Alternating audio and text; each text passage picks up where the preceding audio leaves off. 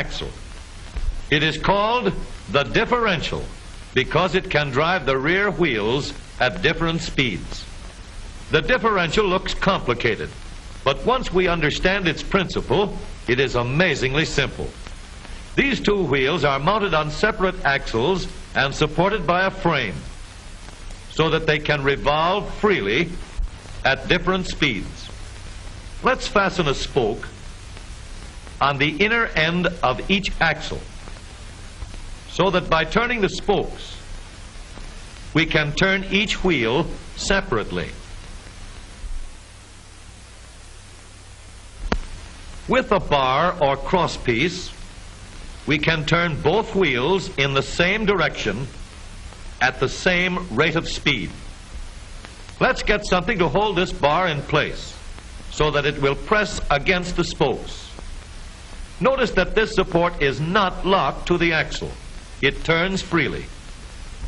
Now we can spin the wheels by rotating the support. This is fine as long as both wheels are able to turn at the same speed. But let's see what happens when we go around the corner. With this arrangement, we cannot drive one wheel faster than the other. And if we stop one wheel, the other wheel won't budge. Let's put this bar on a pivot so that it can swing in either direction.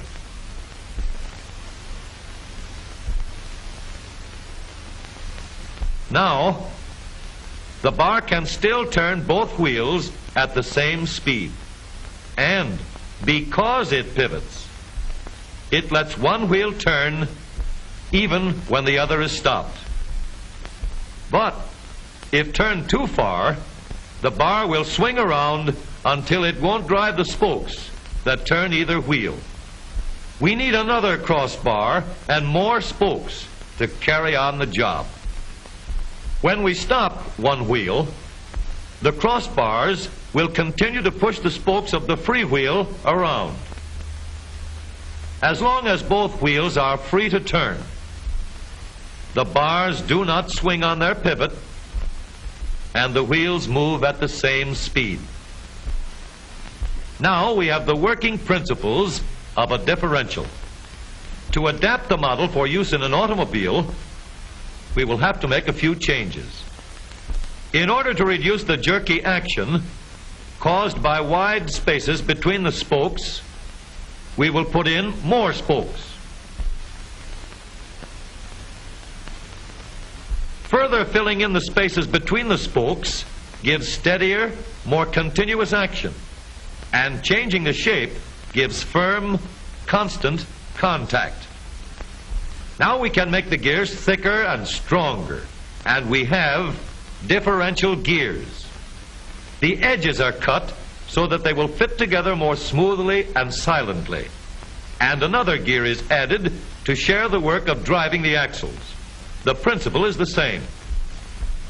In order to turn the support and drive the wheels, we can fasten a large gear here, connected by a smaller gear to a source of power.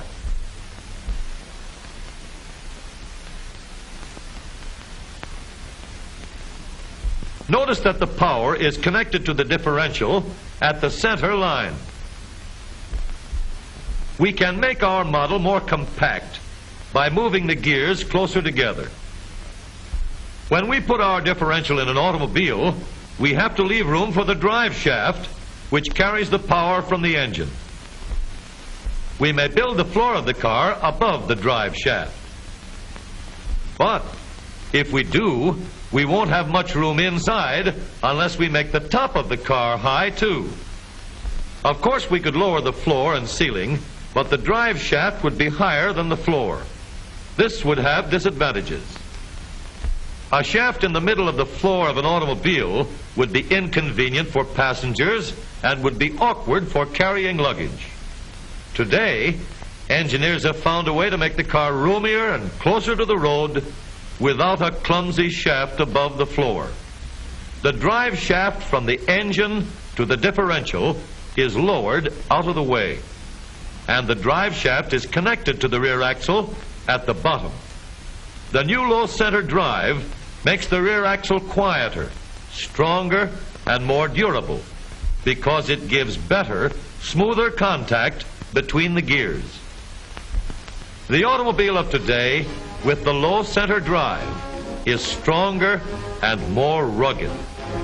Every part of the rear axle has been built to withstand strains far greater than it will ever meet on the straightaway or around the corner.